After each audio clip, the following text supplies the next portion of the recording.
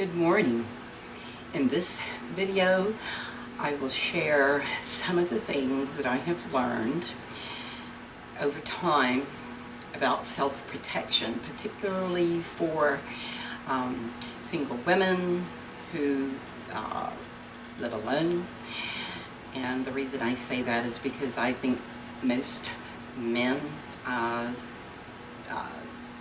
probably already have some kind of plan in their mind if someone breaks into the house, what they're going to do, So this is particularly geared towards single women who live alone. Now, the reason why I'm doing this video right now is because it's preparation for what I'll just call the upcoming crisis in the economy or in the financial system. And if you want to know more about that, you can just go on the internet and search some videos under those topics, and you can learn anything and everything you need to know about that.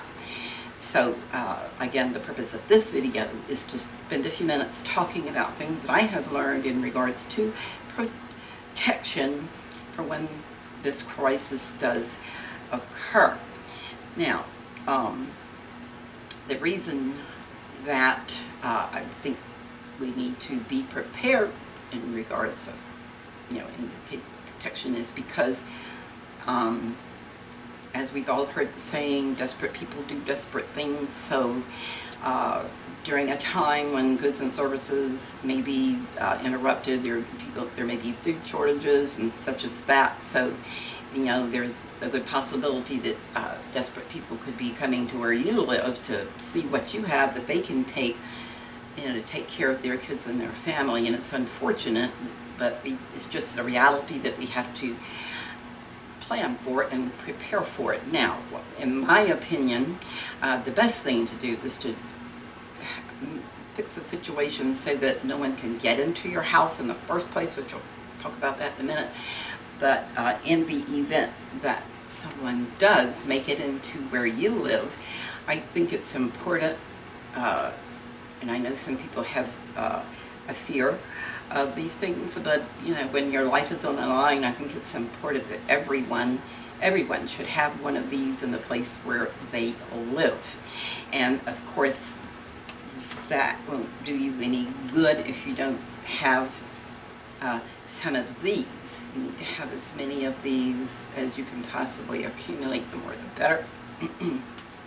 And if you, again, this is mostly for women, so if you have an issue about being able to handle one of those things effectively, proficiently, then when I get a house, what I plan to do is to get one of these, or possibly one of these.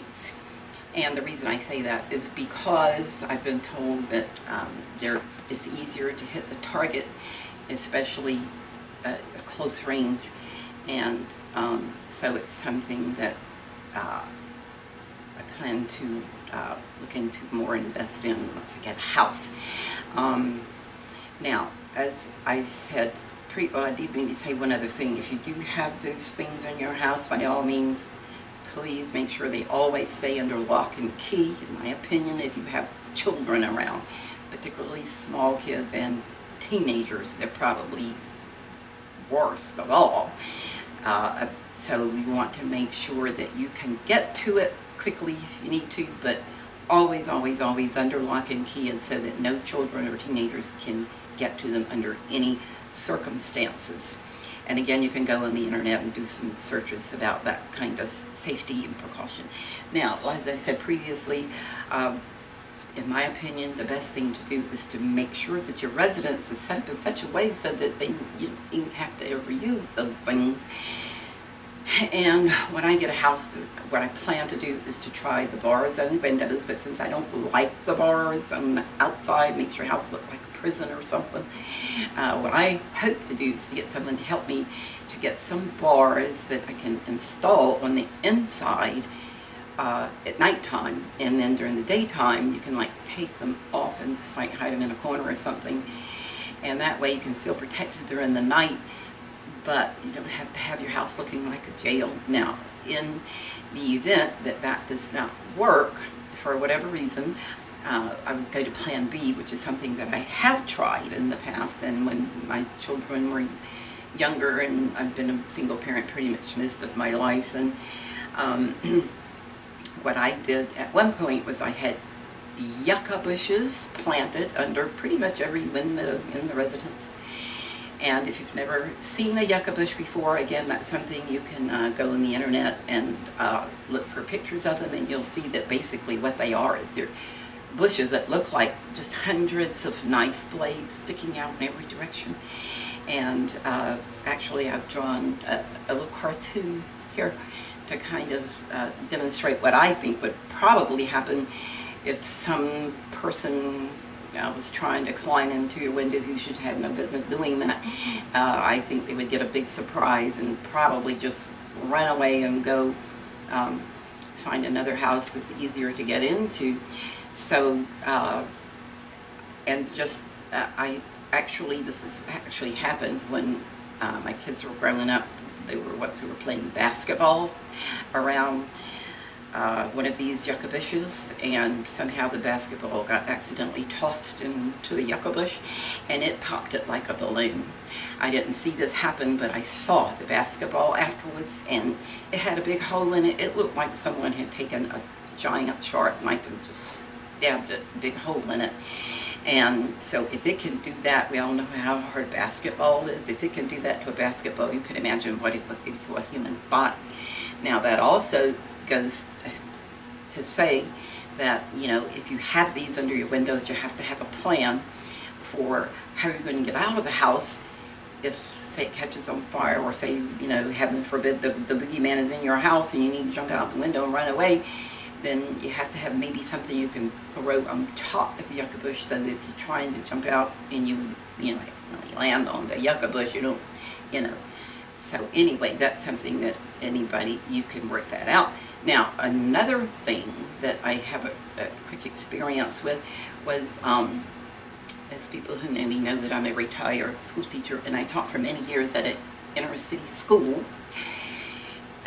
where I was, one of the minority teachers in the school, and it was not uncommon, let's say, especially at the beginning of when I was working there, to have what I would call irate parents coming to my door and banging on my door and just yelling and screaming at me about anything, you know, anything from A to Z.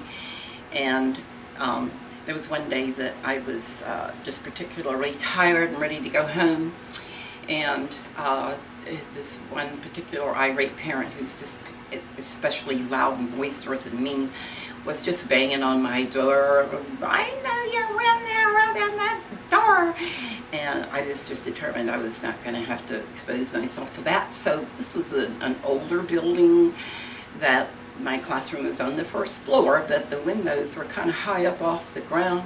But it had these old-timey windows that had these two metal things on the bottom that you could raise the window like this. There was no screen or anything, so I decided I was just going to climb out the window and get my car and go home. And so I put the window up and kind of climbed halfway out onto the sill, and I was looking down to make sure where I was going to land. And then I remembered that the entire bottom of the school building was lined with all of these like 5-foot tall sticker bushes. And so then I just had to make a decision. Do I want to get myself covered top to bottom with all these scratches when I'm trying to wrestle with this not yucca, but sticker bush? Or do I want to face this parent, let her scream at me for who knows how long? So bottom line, I just decided not to do either one. I just went and hid in the back of the classroom until she left. But anyway, the whole reason why I'm telling you this story is because you can see how formidable sticker bushes can be. I just chose not to go there, and I think someone who is trying to get into your house, if you have sticker bushes outside your windows, they're going to probably just decide to just go somewhere else and, you know, pick an easier target. So again, the yucca bushes, the sticker bushes, the bars would hopefully prevent anyone from trying, succeeding in getting into your house. And then in the event that they do, you definitely want to have some protection that's under lock and key and not accessible by children.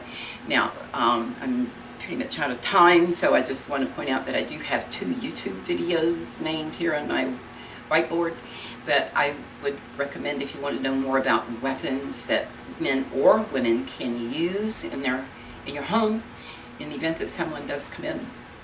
I thought they were both pretty good, entertaining, and so I would recommend watching those as well. Thank you for watching.